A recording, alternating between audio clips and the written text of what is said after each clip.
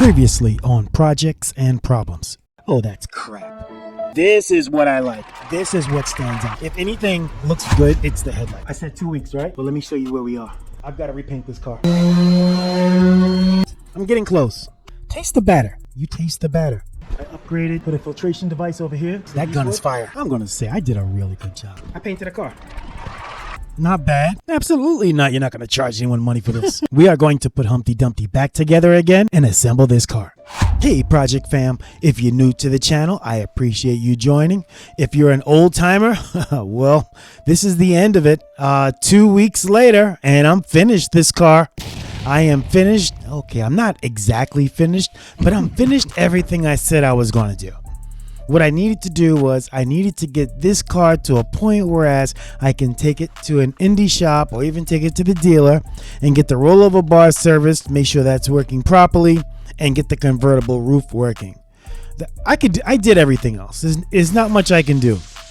But I wanted to take a minute today and go over this video and kind of talk to you about some of the challenges that I faced over the last 2 weeks. I think one of the biggest challenges that I faced was this compressor issue. Man, I just didn't have enough pressure in the compressor. I wasn't able to use the paint guns properly. It was just a challenge with that compressor. So I was pretty happy that I did find a local compressor, hooked it up, and it made the world of difference. You know what? The next challenge I had was spray guns. And I had quite a few spray guns. Because I really wasn't sure what was going to work, what was not going to work, what the right pressure, how much air, what's the right fluid rating, which one would like the viscosity of the fluid. Like, there were just so many variables, I couldn't figure it out. So I had quite a few spray guns, and I think I was able to put together a nice spray gun or a group of spray guns that would be perfect for this application. Done deal. You know, even though I had new spray guns, I had a problem with the spray guns. Like, after I would use it once, and you have to clean out the spray gun. So it's a whole process where you take it apart, and then I put it back together, and it just wouldn't work properly. I'm like, come on, man, what did I do wrong this time? I really couldn't figure it out. But over time, I did figure out what I was doing wrong with the spray guns. I found some spray guns I love, others I probably won't use again. The last thing that kind of threw me for a loop was the clear coat that I've been using for so long. I ran out, and I wasn't worried about it because I bought it locally at a paint supplier, and I figured, what can I do? I could just go back and get another can of clear coat and another hardener. And would you believe it? They didn't have it in stock. Like, you know, when you assume something is so easy, I'll just put it off and I'll save it for later, and when you get to it, it's just not available. Like, that really bugged me. So I wound up using a substitute. I think it did okay, but I made sure that's not going to happen again because I went and I mail ordered the proper clear coat. I'll have it for the next projects. And there's another project coming up. Another thing that annoyed me so much was having trash in the paint. So when you're spray painting and you get a speck of dust and you basically coat the dust with paint, it's difficult to get rid of that speck of dust that you already coated. So I had a lot of trash in the paint. Had to do with the environment in the garage. Probably had to do with using a new compressor and some dirt in the lines. Like, there were a lot of variables, but I managed to keep it to a minimum and was able to put together a product and paint it.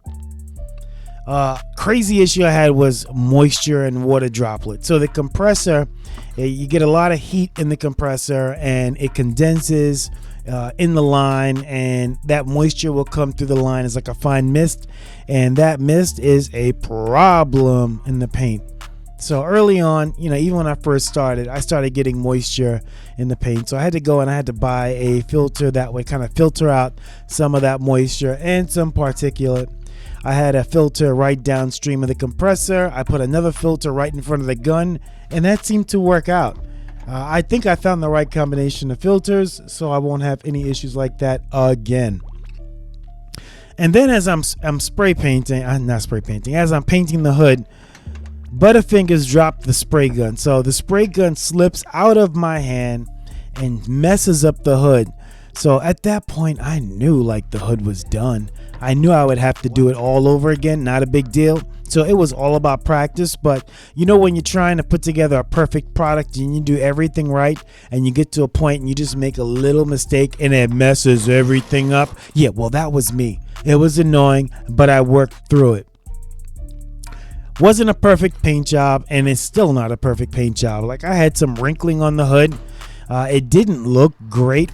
And I've said either I'm going to repaint this car again, and you know, after I do some practice and paint some of the other projects I have, or I'm just going to put it in the shop and let my body guy do it. It's really bad when you have a painter or a body guy on speed dial, but I have a lot of cars and it's good to know people. So that's probably what I'll do. I just love the way that sounds. Oh. This thing is really purring. It sounds so nice. The way the car is kind of wider in the rear. Car has definite hips, kind of pokes out, looks really, really nice.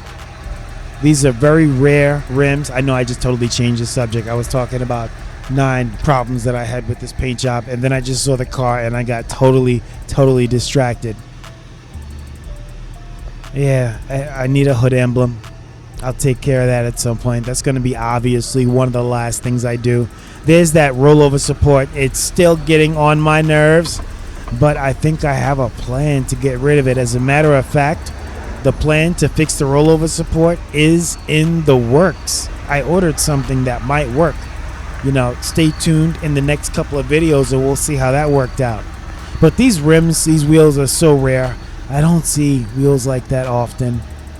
I have a beat on some other rare wheels that I might just buy and kind of resell. Yeah, that's a problem in the paint. It almost looks like a ghosting image in the paint, which is pretty cool. But the crazy thing is now I know, like, all my mistakes. I know what I did wrong. So in a perfect world, I should be able to have like a perfect paint job. And I think I'm almost there. So I'm going to practice on a couple more of my cars. I'm going to practice on the Beast. I'm going to redo the hood and front bumper. I'm going to practice on the Accord with my boys drive. I'm going to redo the rear bumper there. And I think by the time I'm finished all that, that actually looks pretty cool. The way it's kind of like, I don't even know how to say it. It almost looks like it's a hand finish at the bottom. I do like that. That bumper was really hard to get smooth, but it looks okay. I was gonna say something. I'm pulling it back. Yeah, license plate. I'm not sure if I'm gonna put it on the front or kind of put it in the tow hook. I haven't figured that out yet. Side mirrors look great. That was the one panel I thought was perfect until my son pointed out a flaw. Nevertheless, that's the one panel I thought was perfect.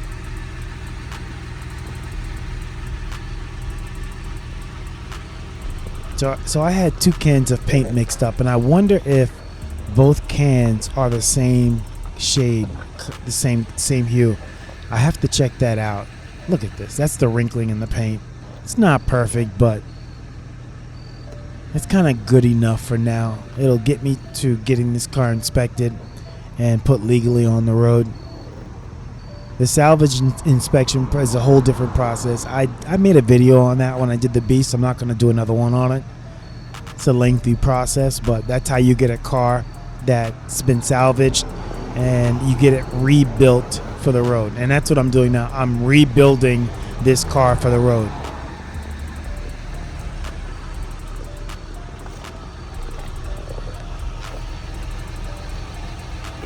What color are the mirrors? I think, here's the deal. So I think the mirrors are going to be a flat black to match the hard top that I'm going to put on the roof. That's going to be a flat black. I might even try and wrap that. If not painting, just wrapping it. That car is begging to be driven. It sounds awesome. I didn't realize how loud it was, but it's pretty loud. 4S. It's obviously a sport model, and the 4 means it's all-wheel drive.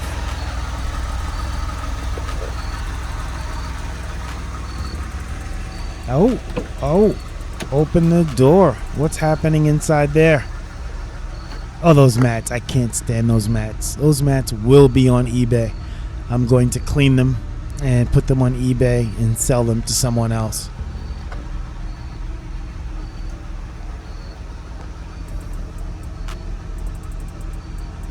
That crest that's in the seats, that was actually an option when the car was purchased.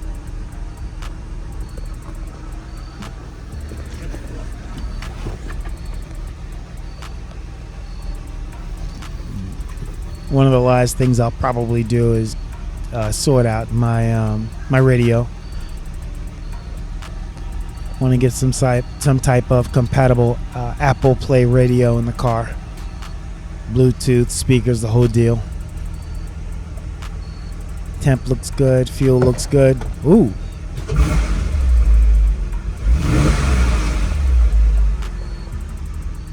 I don't think I've gotten that car out of third gear already. It's a manual transmission.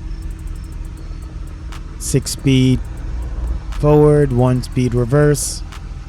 So technically it's 7 speeds, but just like that, Project Fam, this video is over. Appreciate your support. Please like, subscribe, and comment. Let me hear what you have to say.